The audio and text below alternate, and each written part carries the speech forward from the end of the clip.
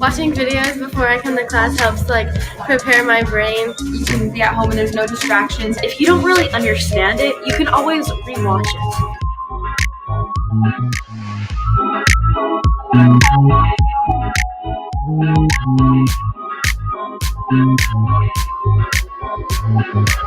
Hello everyone, I'm Dr. E and welcome to my YouTube channel.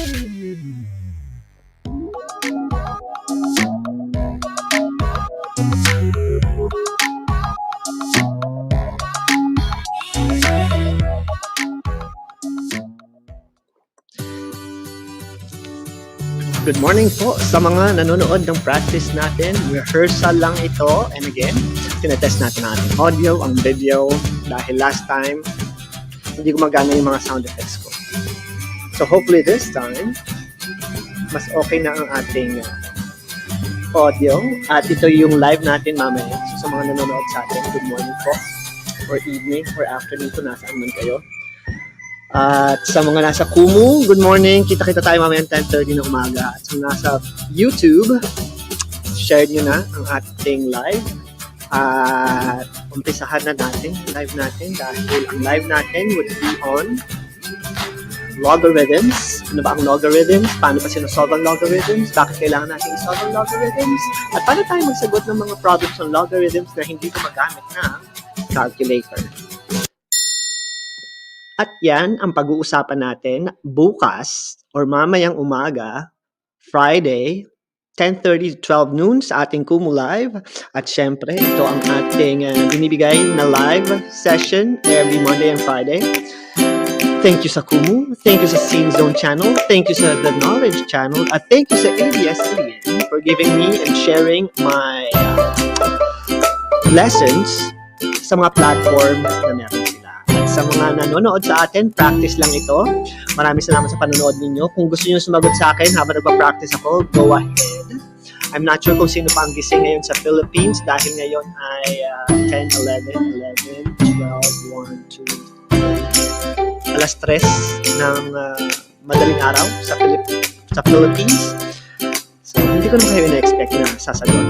But kung nasa Kumu or nasa YouTube kayo ngayon at nasa Kumu, good morning po sa inyong lahat. Maraming salamat sa pagsama sa akin.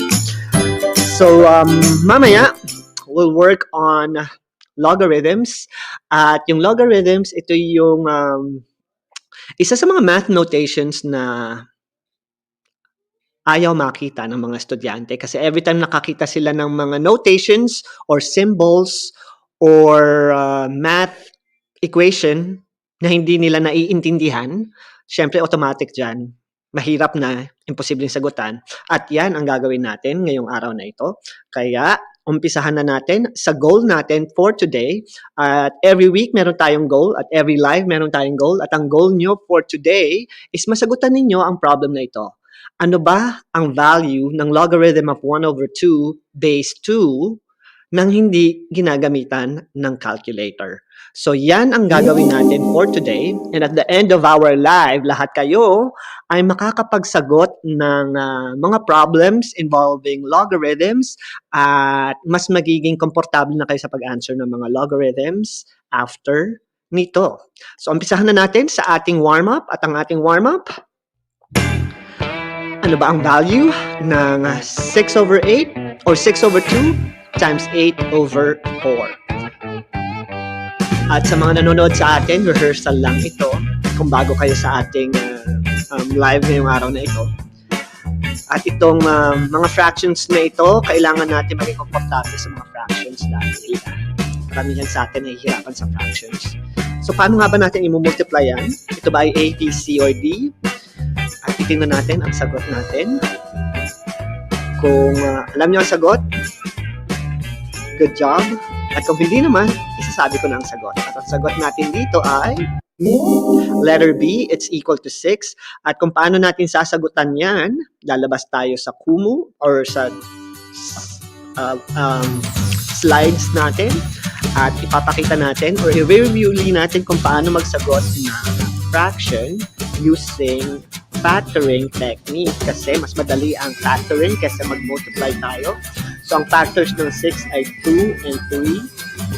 Ang factors ng 8 ay 2, 2, and 2. Ang factors ng 4 ay 2 and 2. And the reason why iniwalay-hiwalay ko siya kasi mas madali mag-hiwa-hiwalay kaysa magpalaki ng number. And then, hi, I am Don Don. Good morning and welcome to our stream. So, cancel natin yung mga common terms because it's just equal to 1. Cancel natin si 4 over 2 ba? 2 over 2. Cancel natin ito at saka ito at saka ito at ito. At ang matitira na lang sa atin ay ito at ito. So 3 times 2 is equal to 6. So 6 ang sagot natin dito sa value natin na to. At tingnan nyo, ang baba ng aking.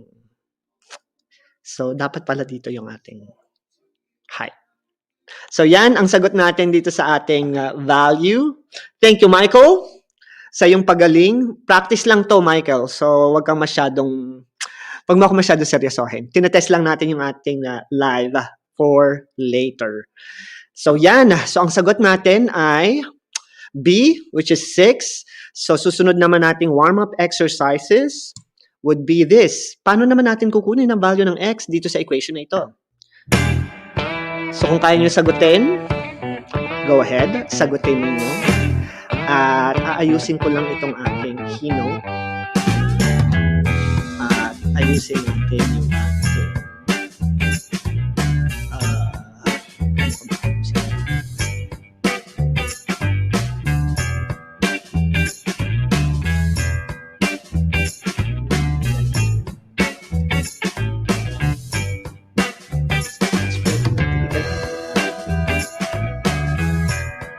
pababa. So, ibaba.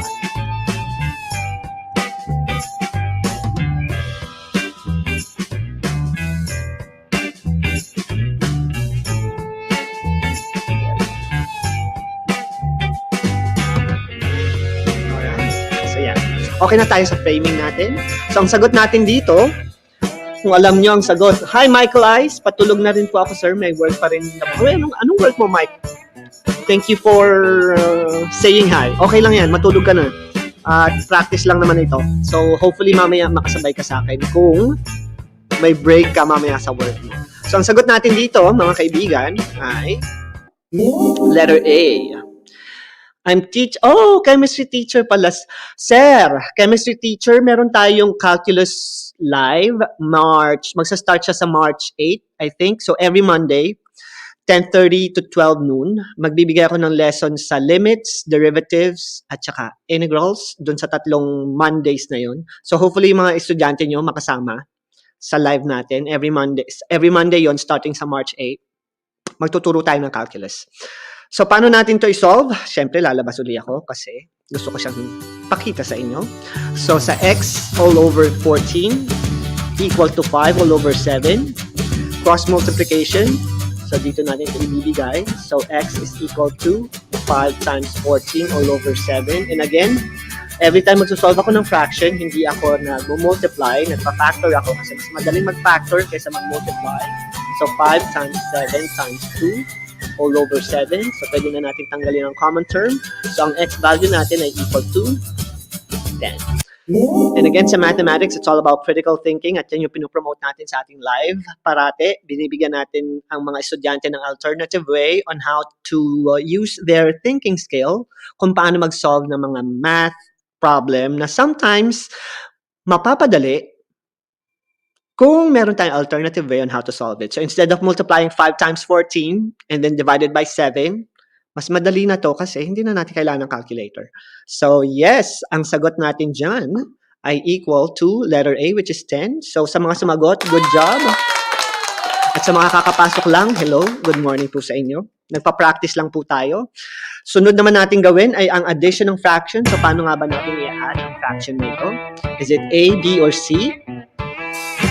Marami tayong ways on how to add fractions. Marami tayong ways on how to multiply, divide.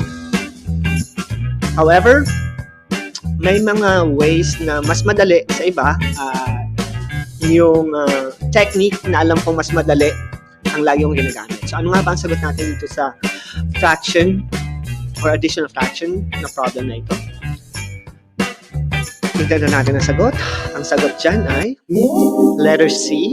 At para makita natin kung paano natin ito sasagutan sa mga estudyante na nalimutan kung paano mag-add ng fraction, papakita natin yan. Dahil yan ang gagawin natin sa live natin mamaya. So meron tayo daw kaninang 2 all over 3 plus 1 all over 5. So gagamitin ko yung tinatawag nila tong butterfly technique. So multiply natin to. 2 times 5 is 10. 1 times 3 is 3. And then i-add natin yan. So 10 plus 3 is 13. And then 3 times 5 is equal to 15. At ganyan mag-add ng fractions with different denominators. So yan yung lahat ng fractions na ina-add pwede itong gamitin. Kasi kung common ang denominator, let's say 2 over 3 plus 1 all over 3, mas madali lang magsagot kasi gagawin lang natin dyan is 2 plus 1 all over 3. Kopyahin mo nasa baba. And then you'll have 3 all over 3 which is equal to 1. So mas madaling mag-add ng fraction kung ang denominator ay magkaparehas. Pero pagka magkaiba, you can use this technique para hindi na kayo mag-iisip ng isip common denominator. It's just the same thing. Hi Lightning Sec, good morning sa iyo. Nagpa-practice lang tayo. Thank you for joining us. At ito yung Kumu live natin mamaya. So hopefully makasama ka sa live natin. At yan ang sagot natin for this problem. How about this? Paano naman natin pagsasamahin ang mga radicals or mga square roots na tinatawag? So, syempre pwede natin gamitin ng calculator. Pero I'm encouraging everyone to remember yung ating mga math rules para sa mga problems tulad na yan. Dahil kung alam natin yung simple or basic math rules, it's really simple to answer. So ano nga ba ang sagot natin dito?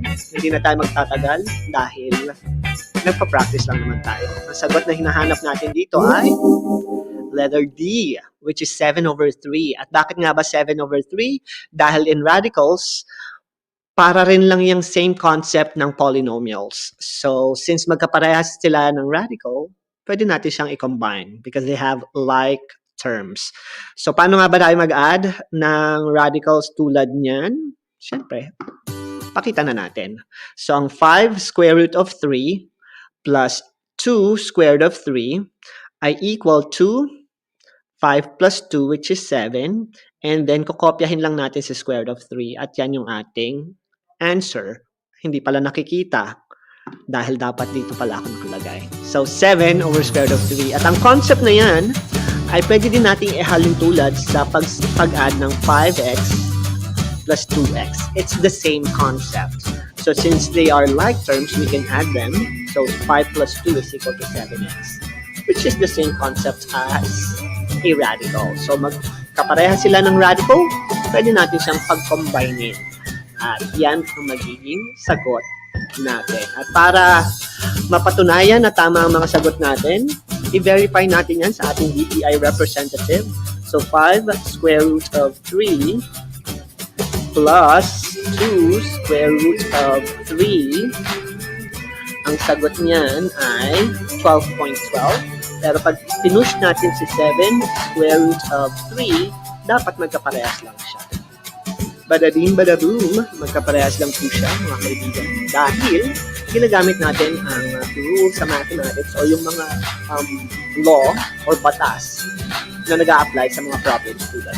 So again, sa mathematics, kailangan lang natin matandaan yung ating mga rules para gumaling tayo sa math. At kung paano natin tatandaan yan, we need to use it. Because if you don't use it, you lose it. So, sa mga gustong gumaling sa math, practice lang po ang kailangan para tuloy-tuloy ang paggaling nyo sa mathematics. Dahil kung hindi ko to pinractice at hindi ko to ginagawa everyday, hindi rin ako magiging magaling na math person, people, however you want to call it. And you know what? I need to record this. Teka, paano ko ba ito i-record? Kailangan kong lumabas. Kailangan kong hit ang record. At kailangan kong bumalik. Alright. So, yan. So, naka-record to. Dahil magpe-present tayo mamaya. Actually, magpe-present tayo sa... Basta. I-record ko na lang siya. So, yan ang sagot natin. Ang next problem natin. Paano naman ang problem na ito? What is 5 squared of 3 plus squared of 12? Meron tayong A, B, C, or D. So, mamimili ang mga nanonood. Kung alam nyo ang sagot, i-type nyo ang sagot. Kung hindi naman, okay din lang dahil ikukwento ko sa inyo ang sagot. So, nakita natin kanina yung example na kung saan pwede tayo mag-add ng radical na magkaparehas. Pero paano naman kung hindi magkaparehas yung radical? How are we going to add them up? So, ang clue ko sa inyo, factoring. So, modify nyo yung isang radical dyan and pwede nyo pagsamahin yan afterwards. So, ang sagot natin dyan, is it A, B, C, or D? Ano ang simplest form or ano ang value ng problem na ito? So, sa mga... Uy! Hi, Jim! Pagising ka pa. And yes, ang sagot po natin dito ay letter D dahil pwede natin itong pagsamahin. Pero bago nyo siya pagsamahin, kailangan nyo ng added step. Ang step na yan is to simplify square root of 12. At we know that square root of 12 is equal to 2 square root of 3 kasi ang factors ng 12 ay 4 times 3. At pag hiniwalay natin siya, square root of 4 is 2 and square root of 3 is just 3. So si Jim andito na at andito rin si Engelbert. Good morning. Stay safe. And speaking of stay safe, kung friend ko kayo sa Instagram, kung hindi niyo pa alam yung Instagram ko, Find Number Bender. Meron akong Insta story doon about my vaccine. So, kakabakuna ko lang po 30 minutes ago. Pumunta ako sa ospital at nagpabakuna para sa COVID-19. So, I got the Pfizer vaccine. So, Pfizer ang nakuha natin. And Justine, good morning din sa iyo. And salamat sa... And si Silags. Hi, Silags. Good morning. And si Anko Crackers na bago sa practice natin. And again, practice lang po ang ginagawa natin ngayong araw na ito.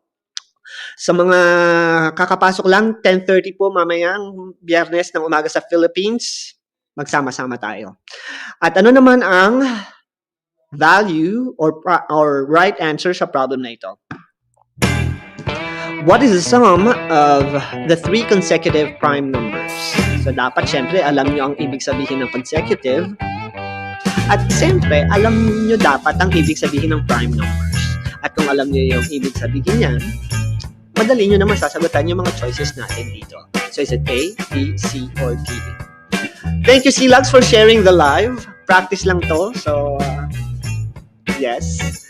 At may sagot na si Jim at saka si Silags. Siyempre, tama ang mga sagot nila. Good morning, Christine. At nagpa-practice lang tayo dito. Salamat sa pagsama. And again, sa mga nanonood ng practice natin, share nyo yung live natin mamaya. Sa Facebook page ko, andun yan. Hopefully, marami tayong estudyante. Ay, wala pala tayo sa Facebook. Sa Kumu lang. So, Kumu lang tayo mamaya sa Friday.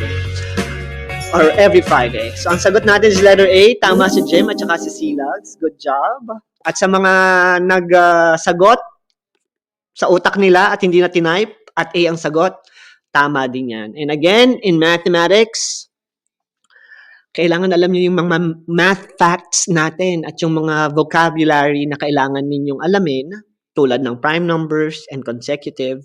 Otherwise, itong napakasimpleng problem na ito ay impossible to solve kung hindi nyo alam ang prime numbers nyo at hindi nyo alam ang ibig sabihin ng consecutive. So sa mga nakaalam at alam ang mga sagot dito, good job!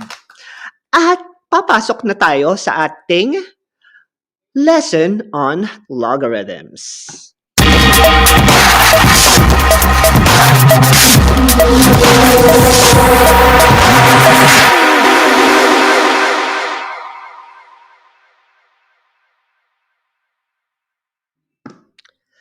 At ang logarithms, yan ang ating pag-uusapan ngayong araw na ito. Ang logarithms ay inverse operation lang ng exponential function. So, ibig sabihin nito, kung marunong tayong mag-divide, para makuha or ma-check natin yung sagot natin, kailangan marunong tayong mag-multiply. Kasi inverse siya, or inverse yung operation na yun ng multiplication at saka ng division. Tulad rin ng subtraction, ang inverse operation ng subtraction ay addition. Ang inverse operation ng square root, kung gusto niyo makancel ang square root, i-square nyo yung inyong expression. At makakancel natin yung ating operation.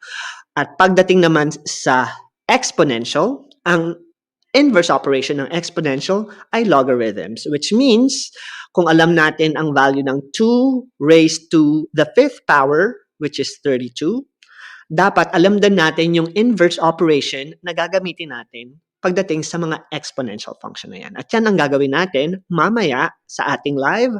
At tutukan nyo ako. Hopefully, magkita-kita tayo mamaya dahil yan ang pag-uusapan natin sa ating live. So, sa logarithms, bago tayo pumasok sa logarithms, mag-practice muna tayo sa ating exponential. Kasi, kung alam natin ang ating exponential problems or mag-solve ng mga basic exponential problems, mas magiging madali ang pagsosolve ng mga logarithm problems. So sa problem number 1, alam nyo ang ibig sabihin or ang value ng 2 raised to the 3rd power at ang 2 raised to the 3rd power ay equal to 8 kasi 2 times 2 times 2 is equal to 8. So hindi po siya 6. Hindi po 2 times 3 ang hinahanap natin. Ang hinahanap natin is 2 raised to the power of 3. At ang 23 raised to the power of 0, dalawa lang ang pwede nyo maging sagot dyan. It's either tama yung sagot nyo or mali. So ano ba ang magiging sagot ninyo dito? So thank you Engelbert at nanonood ka pa rin. Bakit gising ka pa rin masyado pang maaga? Ang sagot natin yan, sabi nga ni Jim, it's equal to 1. Dahil yan ang isa sa mga math facts na dapat alam nyo sa law of exponents. Every time you raise a number, no matter how small or big it is, if you raise it to 0, it's going to equal to 1. So sa mga nakatama, good job kayo dyan. So 1 ang ating sagot. And next, ang sagot natin dyan ay 1 over 9. Naisagot ko agad yung problem. Dapat pinasagot ko muna sa inyo. So 1 over 9 yan kasi ang 3 to the negative 2, kailangan natin siyang i-change sa positive exponent. Labas tayo para mas maganda ang kwentuhan. So kung meron tayong 3 raised to negative 2, kailangan natin ng positive exponent. So we'll have 1 all over 3 squared. Dahil yan ang sabi ng batas. At ngayon na positive na exponent natin, we can solve it kasi alam natin ang 3 squared is equal to 1 over 9. So yan ang pagsagot ng mga exponential function tulad ng ginagawa natin last week. At kay Ian Carlo, every time nanonood po ako ng videos nyo, na-refresh yung utak ko. Stay safe. Thanks. And yes, yan ang ating goal every time na meron tayo live para ma-refresh lang yung ating memories about the stuff we've learned from school. So, salamat Ian sa iyong pa-shout out. Alright? So, yan ang gagawin natin sa ating live mamayang 10:30. Nagpa-practice lang tayo. So, sa mga nanonood, ito po yung title ng ating live. And gagawin natin yan mamaya. Pero hindi yan yung dapat pindutin. Isang pindutin ko dapat. So, 1 over 9 ang ating sagot. Paano naman kung ito ang pinapasagot sa inyo ng teacher nyo? Without using the calculator, what is the value of log of 49 to the base 7? At yan ang pag-uusapan natin. At yan ang dahilan kung bakit ako may live bukas. Sasagutin natin ang problem na yan at napakadali lang niyang sagutan kung alam nyo yung rule or formula na gagamitin natin. So, hindi tayo gagamit ng calculator sa pag-solve ng problem na yan. Ang gagamitin natin ay ballpen. Or in my case, marker. So, paano natin ito sasagutan? Simple. Kailangan lang natin alamin kung paano siya i-convert into a math equation na mas pamilyar tayo. So, hindi tayo masyadong pamilyar sa logarithm 49 base 7 at hindi rin tayo masyadong komportable magsagot ng mga ganyang equation dahil sobrang daming nangyayari. Pero, paano kaya kung ang problem na ibinigay ko sa inyo ay ganito? Masasagutan nyo kaya ang math equation na ito kung ito yung ibinigay ko sa inyo instead of logarithm of 49 to the base 7. And I'm sure masasagutan nyo yan dahil 1, alam nyo ang inyong multiplication table, 2, alam nyo ang inyong power table, and 3, familiar na kayo sa equation na yan dahil ito yung madalas nating makita sa mga math problems. So, 7 raised to a number is equal to 49. So, ano nga ba yung question mark? So, yung question mark na yan, alam natin na yan ay equal to 2, which means, going back to our logarithm, yung sagot natin sa logarithm problem na yan ay equal to 2 din. So, magkaiba sila ng forma, pero kung i-modify natin yung ating math equation, mas makikita natin na kaya naman palang sagutan. At yan yung lagi kong sinasabi sa inyo about critical thinking. Ang critical thinking, yan yung binibigyan natin ng pagkakataon yung utak natin mag-isip at hindi yung mag-give up na lang dahil hindi natin kayang sagutin yung problem. So, if maka-encounter kayo ng mga problems, it could be a math problem, chemistry problem, biology problem, English problem, isip lang kayo ng bagay na pwede nyo i-connect dun sa problem na yon or familiar kayo and I'm sure magagawa niyo yan ng paraan. So, yan ang critical thinking na tinatawag at yan ang lagi kong sinasabi sa inyo every time meron tayong live. At kay Ninja, good morning sa'yo. At salamat sa panonood ng ating practice. At si JD nanonood rin. Maraming salamat. More power din sa inyo. Sa mga nag-aaral ng online or nag-aaral ngayon online, good job sa inyo at sana ay magtuloy-tuloy ang pag-aaral nyo online at kasama nyo ako sa pag-aaral nyo online. Dahil lahat ng mga videos natin nasa YouTube at nasa Facebook. Yung iba nasa TikTok. So, panoorin nyo sana yung ating mga videos na yan. Si John Bryan or John Bryle nandito din. So, good morning sa'yo. At si Kirky, hello po. Hello din sa inyo. At sa ating mga friends sa Kumu, good morning din sa inyo. Hindi ko alam kung gising pa sila. Pero, let's continue. Pag-solve ng mga logarithms, ibigay na natin yung ating general form. So kung meron kayong mga papel, notebook, isulat nyo na ito para hindi nyo malimutan. Pero to help you na matandaan ang pag-solve dito, actually, isipin nyo lang yung circle. Ganito ko siya natatandaan parati kung paano mag-convert ng logarithm into exponential. So logarithm of m to the base n equal to x ay pwede nating i-rewrite into something more familiar to us by using these steps. It's going to be n raised to x equal to m. So yan yung circle na pwede nyong tandaan. Mag-uumpisa kayo sa base at iikot nyo lang yan. So base equal to the value or x raised to the value equal to the index. So, n to the x is equal to m. So, ganyan kasimple. Yan ang formula na gagamitin natin sa pag-convert ng mga logarithms into exponential function. At bakit kailangan natin itong i-convert? Dahil mas familiar tayong mag-solve ng mga problems involving exponent kaysa mag-solve ng mga problems involving logarithms. So, kung pwede natin siyang i-convert into something we are more familiar with, yun ang ating keyword for today, mas madali natin masasolve yung mga math problems na yan. So, konting practice ang gagawin natin. So, ipakita natin yung ibang mga problems kung paano tayo magko-convert. So, again, kung meron tayong logarithm of m to the base n equals x, To convert it into logarithm, it's n to the x equal to f. So, ganyan natin i-rewrite yung ating function. So, parehas lang yan ng value. Bakit natin kailangan niyang malaman? Kasi, halimbawa, meron tayong log of 8 base x equals 64. Ano ang magiging equation niyan? Magkakaroon tayo ng x to the 64 equals 8. So, from log to exponent. At, mas madali ang exponent kasi mas familiar tayo sa notation na yan at alam natin siyang basahin. Alam natin nakaka-stress ang mga distraction. So, yan ang pag-solve or pag-convert ng logarithm to exponential at yan ang basic skill na dapat yung natutunan sa pag-solve ng ating mga logarithmic problem. Alright. So, sagutan na natin yan. So, si Ninja Potatoes. Ninja Potatoes, since high school pa ako, now college na, thank you sa'yo. You're welcome po. At sana i-share mo na rin to sa iyong mga friends dyan sa college para marami na kayong matulungan ko habang nag-aaral kayo ng math lessons nyo. So, sagutan na natin tong ibang mga problems na ito tulad ng logarithm of x base 5 equal to 2. Tapos na tong ating recording. Okay na to 11 minutes na. So, stop na natin. Alright. Okay na yan para mamaya. So, ito yung ating logarithmic problem. At alam natin na medyo komplikadong sagutan yung mga problems kapag logarithm yung ating equation. So, i-change natin siya into exponential and I'm sure masasagutan nyo yung problem na yan at masasolve nyo yung value ng x kapag exponential na siya.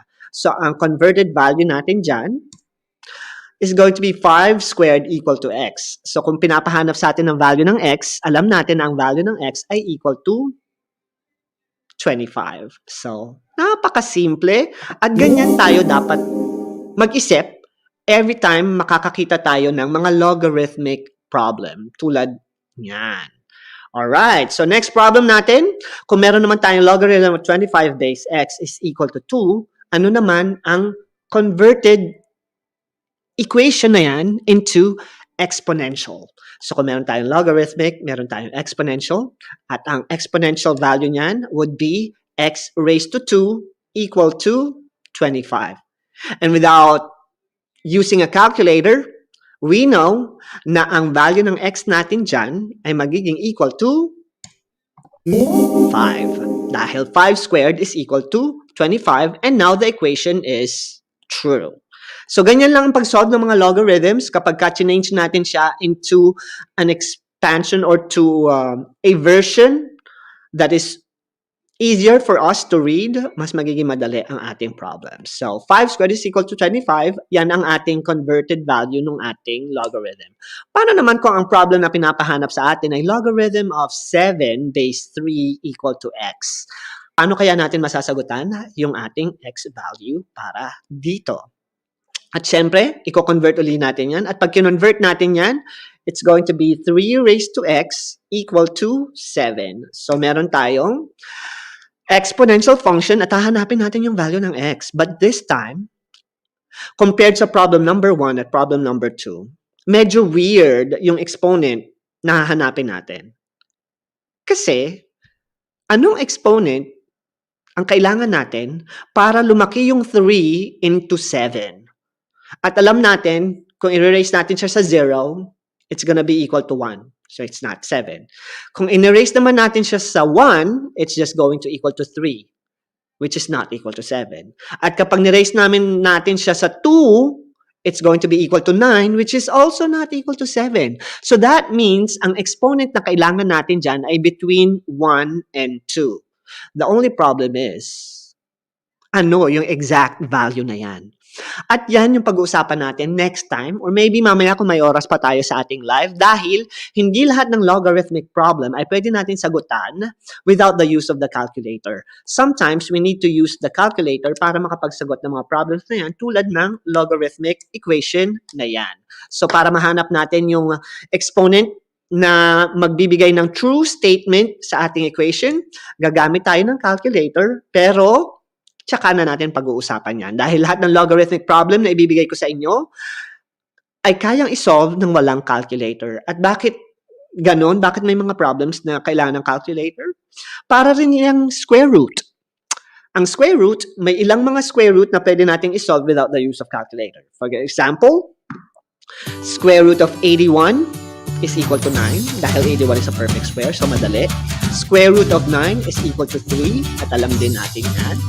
Pero ang square root of 12, it's not a perfect square, pero pwede pa rin natin siya i-modify into 2 squared of 3. Pero pagka pinahanap na isa inyo ang value ng square root of 2, ang square root of 2, hindi na magiging madali kasi kailangan na natin ng formula to find the value of it or the value of square root of 2 or calculator. Kasi may mga values na pwede natin isolve by hand at may mga values naman na hindi natin kayang isolve by hand. At yan yung ating third example sa ating logarithmic function, which is logarithm of 7 base 3 is equal to x. So mamaya na natin pag-usapan yan. Ipasok na natin yung mga values na dapat nyong sagutan. So kung may gustong sumagot at gising pa, hindi ko alam kung meron pang gising or nanonood na lang kayo habang nagsasalita ko, which is okay lang. So ano kaya ang value ng logarithm of 16 base 2?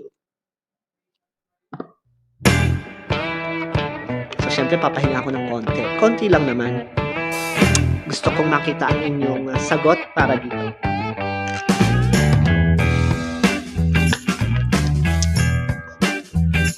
Alright, so sa problem na ito, kailangan natin siyang i-convert.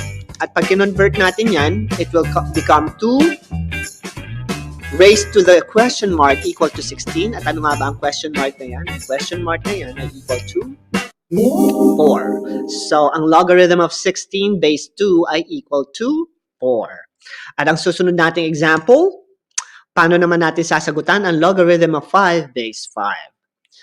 So, ang logarithm of 5 base 5, uy, si Jim at saka si Esang sumasagot pa rin. So, sige, tingnan ko kung paano nyo sasagutan itong problem na ito.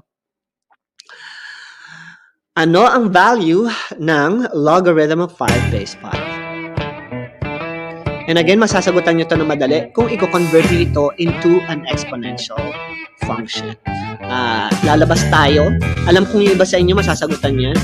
Pero para masagutan natin yan, pakita natin sa ating whiteboard, courtesy of Fully. Salamat Fully sa iyong pa-calculator. Tanggalin natin itong annoying chord na yan. So, logarithm of 5 base 5 is equal to what? At alam nyo, yung iba sa inyo, alam yung properties of logarithms, may value na talaga yan. Pag parehas ng base at saka ng index, ang sagot natin ay laging isa lang. Which is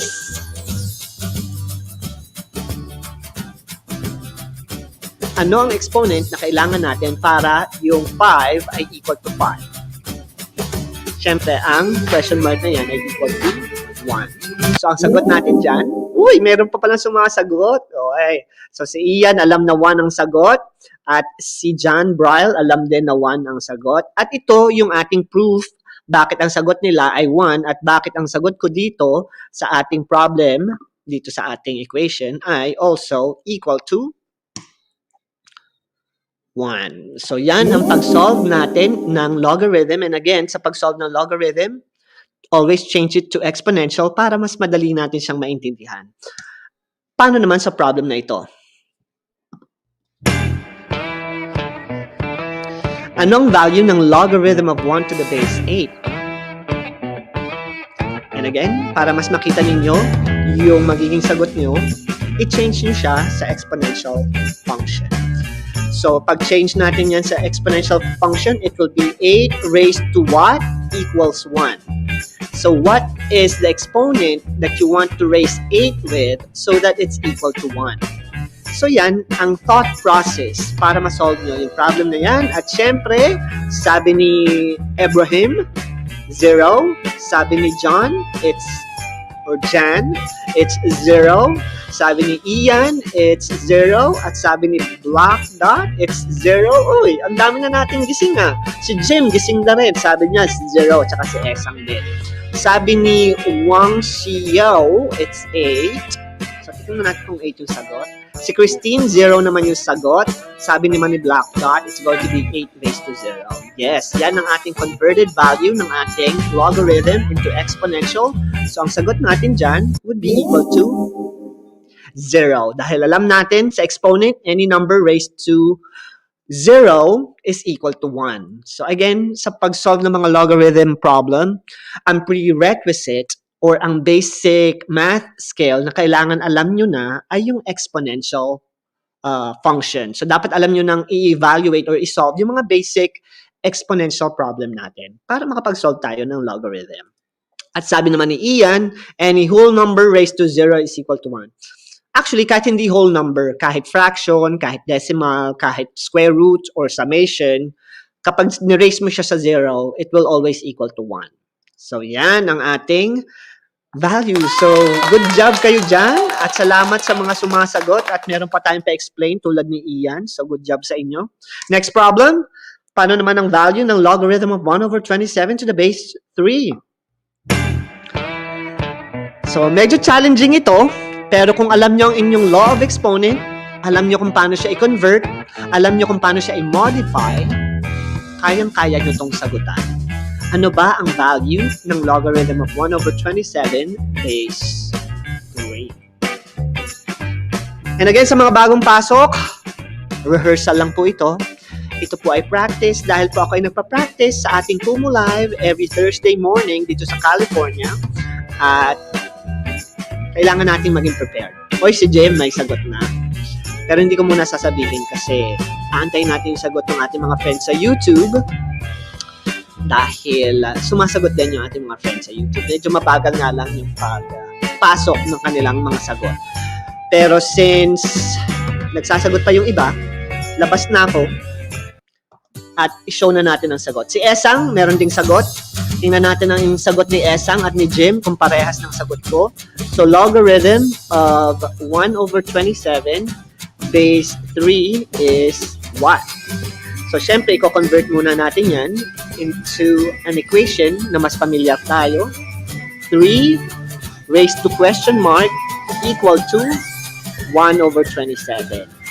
So, meron tayong fraction, meron tayong whole number. Anong exponent kaya ang makakagawa ng fraction para magkaroon tayo ng 1 over 27? At syempre, alam natin, pag may mga fraction na labanan, yung exponent natin should be negative. At yan ay negative 3. Bakit negative 3? Kasi 3 raised to negative 3 is equal to 1 all over 3 cubed. At alam natin na ang 3 cubed ay 1 over 27. So ngayon, parehas na yung ating equation. So ang sagot na hinahanap natin yan ay equal to negative 3. Ayan. Good job naman kay... Uy, meron pala ako ditong katukayo. So si Peter Cruz, tama ang sagot niya. It's negative 3. Si Ian, tama din ang sagot niya. Si Wang Xiao, 3 over 9, which is 1 over 3. So, medyo off lang ng konti. Dahil si Christine, tama ang sagot. Si Black Dot, tama din. At si Esang at si Jim, tama din. Good job sa inyo. Na-explain nyo na po yan kanina. Oo, na-explain na natin yan. So, yung iba kakapasok lang eh. So, nagtataka si Wang Xiao, bakit daw ang tatalino nyo? Siyempre, matatalino talaga tayo lahat. So, kailangan lang natin ng practice. Medyo nahuli ka lang ng pasok. So, kung nandito ka kanina, masasagot mo yan dahil yan yung ating discussion kanina. So, relax ka lang, Wang Xiao. Kayang-kaya mo itong sagutan mamaya. So, ito yung pagsagot natin para sa problem number 4, I think. At ang sagot dyan is negative 3. And again, sa mga hindi pa pamilyar sa law of exponents, yung live natin last week na nasa YouTube din natin, pwede nyo panoorin yan. At pwede nyo panoorin yung mga videos natin sa ating YouTube channel. At andun yung law of exponents para mas maintindihan ninyo kung bakit negative 3 yung exponent natin para tumama at sumwak sa equation natin kanina. Next problem natin, yung goal natin kanina. So, sa mga kanina pa nandito sa practice natin mula sa hour 1, ano ba ang value ng logarithm of 1/2 base 2? At since nasagutan nyo yung problem kanina, masasagutan nyo rin yung problem na ito. Actually, mas madali ito eh. At ito yung goal natin kanina. At sabi ko nga sa inyo, every time meron tayong live, meron tayong equation na sasagutan na magiging goal natin para mas maging confident kayo sa pag-solve ng mga math problems ninyo. Si Jim, may sagot na. Iba sa inyo, may sagot na rin. At since nagugutom na ako at gusto ko nang kumain, sagutan na rin natin ito. So, paano natin sasagutan ang problem na ito without using the calculator? So, i-convert muna natin to 2 to the box equal to 1/2. So, kailan natin magagawang 1/2? Si positive 2. Sabi ni Jim at ni Esang, ang box na hinahanap natin ay negative 1 kasi kung meron tayong 2 to the negative 1, 1 all over 2 to the positive 1 is equal to 1 all over 2 at parehas na siya dun sa ating equation. So, tama si Christine, tama din si Justine, tama din si Ibrahim. Ay, medyo off lang si Ibrahim pala ng konti. So, hindi negative 1/2, with negative 1 lang ang kailangan natin dyan. Sabi ni Black Dot, it's 2 to raise to negative 1 at tama yung sagot niya. Si Ian, tama din ang sagot. At si Peter ay tama din ang sagot. Si Wang Xiao, 1 ang sagot. So, nakalimutan mo lang yung negative 1. Kailangan natin ng negative 1 para maging fraction yung ating value. So, good job sa inyo. Ang galing ng mga gumigising or agang-aga ng gising pero nakakasagot pa rin sa problem natin. So, yan yung ating goal kanina. And again, ito yung ating laging ginagawa sa Kumu Live natin. Meron tayong goal problem na sasagutan natin at kaya natin masagutan kung tututo kayo sa ating live. So, sa mga kakapasok lang, i-share nyo na itong ating live para mamaya. Sa Kumu lang tayo naka-live. At sa mga friends natin, meron tayong calculus workshop. Yung calculus workshop na yan ay sa March 8, sa March 15, at sa March 22. Monday yan. So, 3 Mondays starting March 8. Magtuturo ako sa inyo ng calculus. So, lahat ng kakilala nyo na nahihirapan sa calculus, papapanood nyo sa kanila ito para mas maintindihan nila yung why and how sa pagkuha ng limits, derivatives, at integrals. At karamihan kasi sa atin, alam lang kung paano kunin yung mga derivatives ng function, alam lang kunin kung paano ang limit ng mga function, pero hindi alam kung bakit kinukuha yung mga values. At yan yung pag-uusapan natin kasi pagdating sa live na binibigay natin every Monday and Friday, ang goal natin dyan lagi is to help students understand yung language of mathematics at hindi lang ma-memorize yung steps sa pagkuha ng tamang sagot sa mathematics. Because memorizing steps is not learning. At yan yung ating pinopromote sa ating mga live. So may sagot si Wang Xiao. Live po ba yan? Yes, live to sa March 8, March 15, sa March 12, 10:30 to 12 noon. Yan lang live natin lagi. So sa mga makakapasok sa ating live, sana makapasok kayo at sana mag-aya kayo ng mga friends ninyo. Alright. So, lalabas tayo ngayon at papasok tayo dito.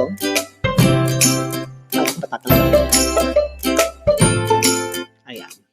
Hindi yan. Ito. Ayan, para sakto.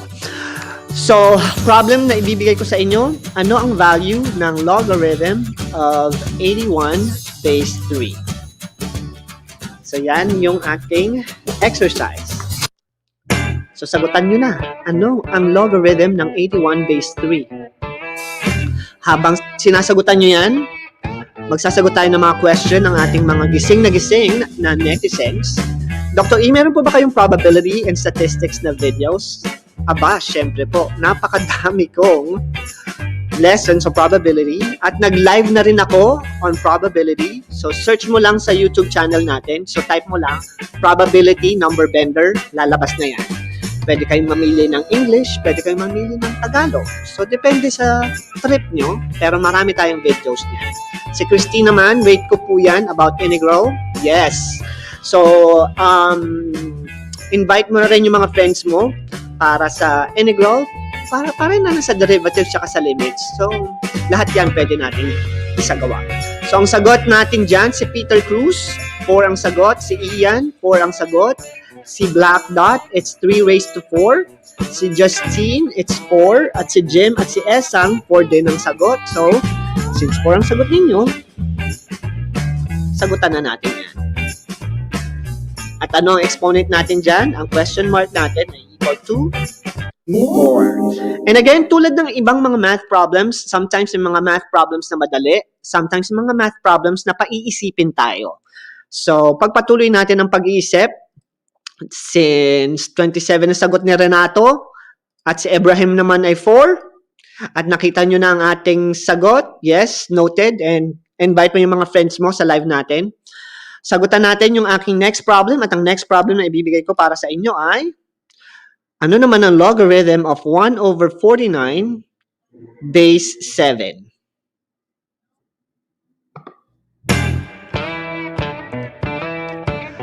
At habang sinasagutan nyo yan, may sabi si Black Dot, may differential equation po kayong videos. Yes, marami akong differential equation na videos, pero yung karamihan sa kanila, English version lang. So hanapin nyo, type mo, differential equation number bender. Lalabas na yung mga problems ko sa differential equation. May mga sagot na tayo. Meron na si Esang, meron na si Jim, meron pa si Hoy Siplon, nakakapasok lang. Good morning sa'yo, Hoy Siplon. At negative 2 ang sagot ni Peter, negative 2 ang sagot ni Ian, si Black Dot, it's also negative 2. Si Justine, it's also negative 2. So tingnan natin kung ang sagot nyo ay dapat ay negative 2. So sagutan na natin yan. 7 raised to a box equal to 1 over 49. And again, fraction ulit. So alam natin na pag fraction ang sagot, ang exponent natin ay negative. At yan ay 7 raised to negative 2. Dahil ang 7 raised to negative 2 ay 1 over 7 squared at 1 over 49 yan. So, parehas na naman ang sagot natin. Kaya, good job kayo na nakakuha ng negative 2 para sumwak ang ating exponent. At congratulations sa mga nakakasagot ng ating problem. Sagutan natin yung ating last problem of the day. Bago ako kumain ng aking tanghalian, ngayon po ay 11:36 ng umaga dito sa California at tanghalian ko na po. Paano naman ang logarithm of 3 to the base of 27 equal to x? Ano ang value ng x? Sabi ni Christine, may physics po ba? Wala eh. So, pasensya na at wala tayong physics dahil ibibigay natin yan sa mga physics teacher. Pero, hopefully, soon, meron din. Salamat po, future electrical engineering student. Malaking tulong po ang mga videos niyo. Ay, kaya naman pala magaling talaga sa math itong si Black Dot. Supportahan kita dyan. Konting kembot na lang magiging engineer ka. Si Christine naman, invite ko mga classmate ko. Yes, invite mo para maraming magsasagot sa live natin. Kasi mas maganda marami sumasagot, mas excited. Esang, hindi ko na po alam. Hala, hindi na alam ni Esang yung sagot dito. So, sagutan natin syempre. Sabi ni Peter, 1 over 3. Tingnan natin kung 1 over 3. So again, kung hindi tayo sure, i-convert natin.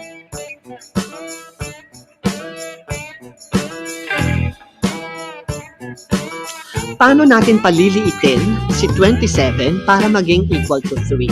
At pag ganito ang inyong problem, kailangan nyo ng exponent na fraction. So, ganun natin sasagutan yan. Bakit fraction? Dahil ang fractional exponent ay kakambal ng radical. So, basically, kailangan natin kunin yung root ng ating fraction. At ano ba ang root natin dyan?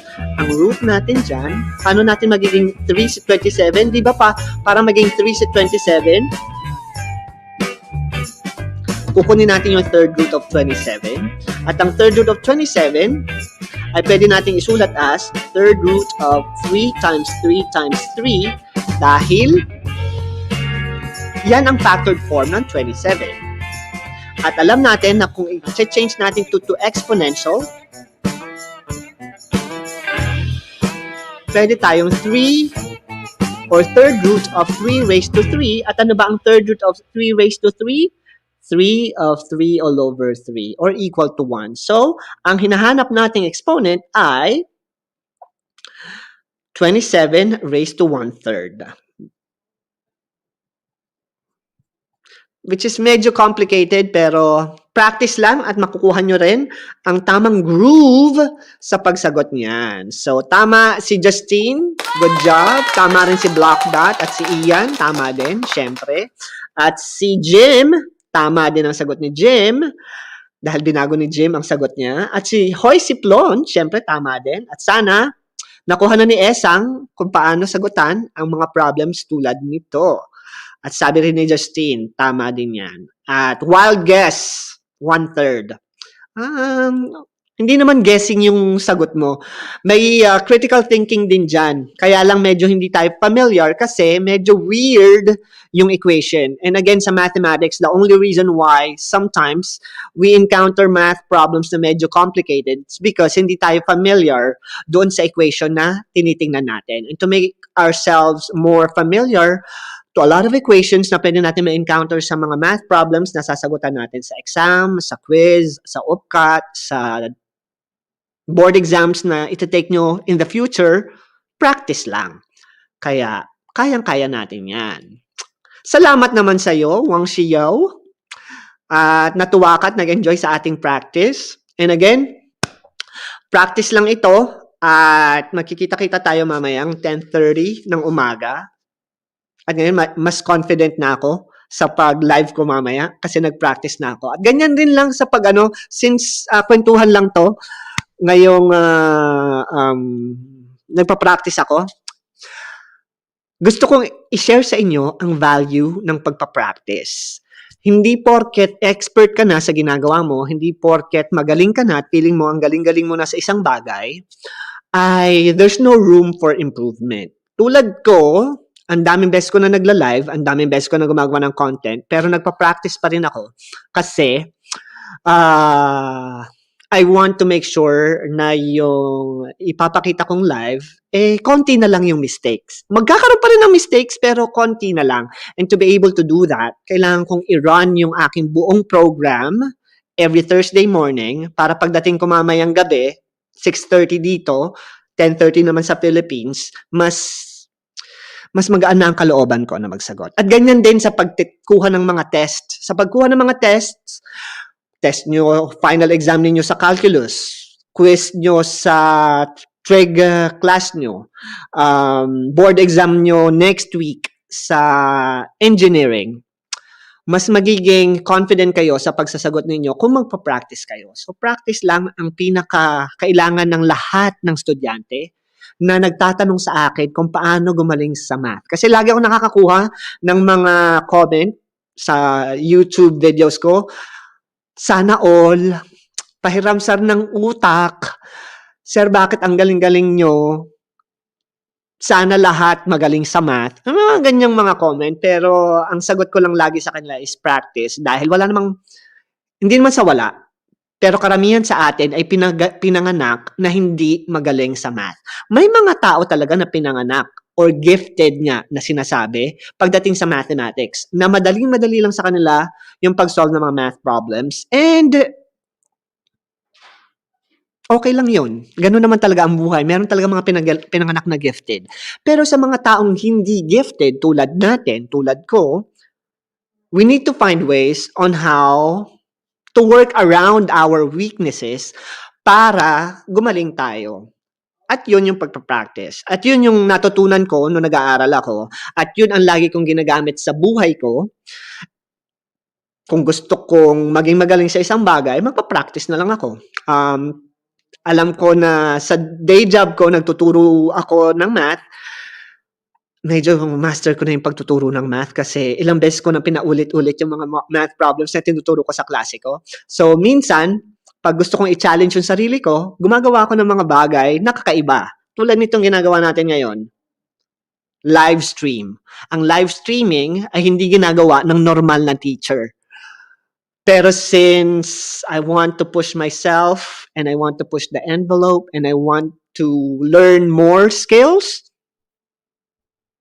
nagla-live ako para may bago akong kaalaman at may bago akong skill na pwedeng ibigay sa mga estudyante as opposed to magtuturo lang ako sa loob ng classroom ko. So, yan ang ating pagkaing pangkaisipan ni Dr. E na yung madaling araw ng Webes dyan sa Philippines or kung nasaan man kayong sulok ng mundo. Sabi ni Ian, I've always hated mathematics since elementary and high school, though senior high school. But then, I took BS Computer Engineering, and there are so many math subjects. You really saved me, sir. So, good job. And salamat sa iyong sharing. And si Wang Xiao, best advice, nice. Para ako nagbabasa ng mga comment ko sa sa YouTube videos ko. Sabi naman ni Ibrahim, well said. Yes. And ano yan, walang halong walang halong bola yan. Sabi ni Wang Xiao, collab kayo uli ni Ma'am Laika. Actually, kaya ako merong calculus series is dahil kay Coach Laika. In-encourage niya akong gumawa ng content sa calculus kasi marami siyang mga subscribers na nanghihingi ng mga calculus lesson. At since ako yung friend ni Coach Laika na may experience sa pagtuturo ng calculus, binigyan niya ako ng suggestion at ginawa ko naman. At yun lang po, maraming salamat sa inyo. Maraming salamat sa inyo. So maraming salamat sa panonood ng practice. And again, kung meron kayong mga friends, invite nyo na sila at sana magkita-kita kami mamayang 10:30 ng umaga dyan sa Philippines para sa live natin ng Logarithms. At kung hindi kayo makaka-attend, okay lang kasi nasagutan nyo na yung mga sagot na dapat yung sasagutan mamaya, bigay naman natin yun sa kanila mamaya. And kung nandito rin kayo mamaya, makipagsagutan pa rin kayo para ma-inspire nyo yung mga medyo mahina yung confidence sa mathematics na magsagot sa ating live mamaya. At maraming salamat sa inyo. I appreciated your time and stay safe everyone. This is Dr. Strandre. See you again next time. Bye!